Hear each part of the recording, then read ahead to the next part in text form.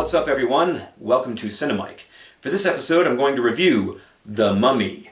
Not the 1932 original, and not the campier Indiana Jones wannabe Brendan Fraser movie from 1999. Though the Book of the Dead from that version does make a brief cameo, which I guess is indicating a possible connection here. Here we go again. But no, I'm talking about The Mummy for a New World. A world of monsters. Or, more to the point, of universe building.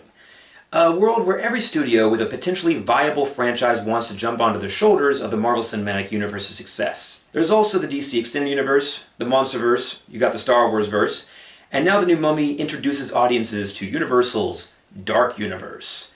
Now there is some logic to this. In a way, Universal did the shared universe thing long before it became a standard in the movie business.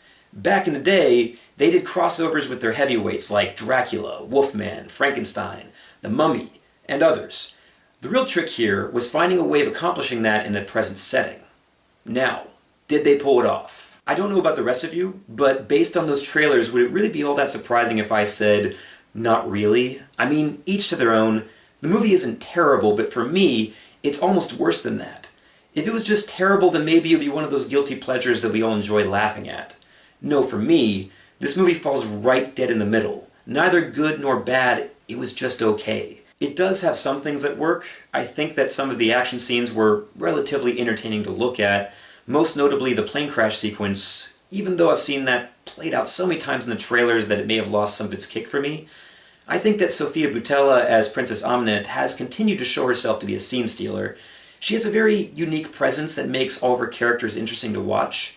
Some of the visual effects were pretty cool, but short of ever being great. Though I did think that the CGI that they applied to Boutella's face looked pretty unnatural. It would have been a far more effective method to use practical makeup on her, I think. I guess that Tom Cruise is okay at playing Tom Cruise. I mean, I like the guy, it's just that his characters are generally pretty similar to each other. The movie is just really generic. It starts off with your standard spoon-fed exposition that's narrated over flashbacks of ancient Egypt. We then move on to your standard scoundrel protagonist with Nick, played by Tom Cruise, who has to go on a journey from being a selfish man to a selfless man. In the beginning, he and his buddy basically go AWOL from their assignment to grave rob Ahmenet. When their supervisor stumbles upon the scene, catching them red-handed, this is pretty much what happens. So you stole restricted information and went AWOL to go grave robbing on enemy territory? Okay, well it just makes way too much sense to arrest you, so instead I want you and your friend to join our archaeologist to check out the tomb. And just the three of you, because after all this, I don't see any reason why you're not trustworthy. It was really just about that stupid. Tom Cruise is of course paired with an unusually attractive archaeologist that's about half his age named Jenny, played by Annabelle Wallis, who is pretty much there to be your typical damsel in distress that needs rescued all the time. Cruise is chosen by Princess Ahmenet to be the vessel for the god set, who she plans to rule the world with. This, as expected, puts Cruise at the center of the plot. Then you have Russell Crowe trying to contain the whole thing. He plays Dr. Henry Jekyll, or Mr. Hyde when he loses control for all of you newbies out there. I guess that he's pretty much the Nick Fury of this universe, and the movie really detours here to try and establish the monster team-up that they're planning down the road. The whole thing culminates in a battle of good versus evil, and you pretty much can figure out the rest. The chemistry and romance between Nick and Ginny is essential to making the ending to this movie work.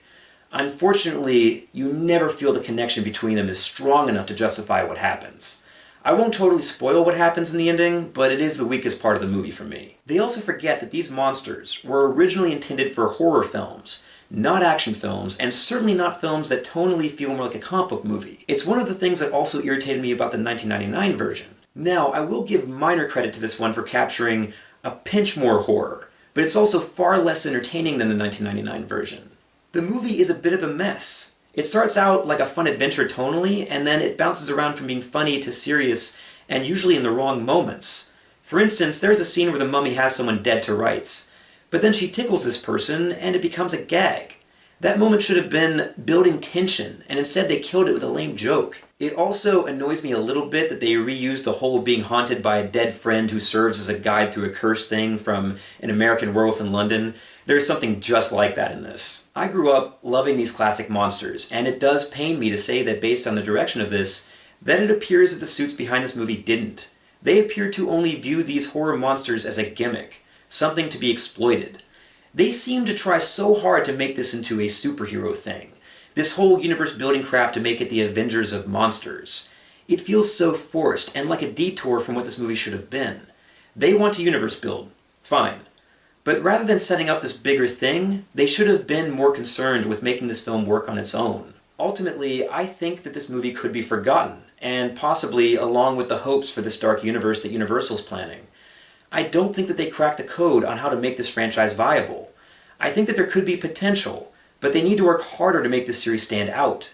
Don't just imitate what's successful currently. I'd say that going smaller and less commercial would be the best direction for these stories, something that's more character-driven, more horror rather than action and spectacle. An R rating certainly wouldn't hurt either. But the suits won't go for that. They want their big Avengers-sized profits. The movie works, but only in the most basic sense. Again, there's nothing to hate, it's just underwhelming. Quite possibly the only thing that will be remembered from this movie is this great moment pulled from the trailers. So on a scale of 1 to 10, 10 being the very best that this particular film could be for me, I would give The Mummy a 6. And that's all I've got for you this time. Click like if you enjoyed the video, and please feel free to comment below. Tell me if you agree or disagree, and I of course welcome you to subscribe to the channel. So until next time, this is Mike, signing off.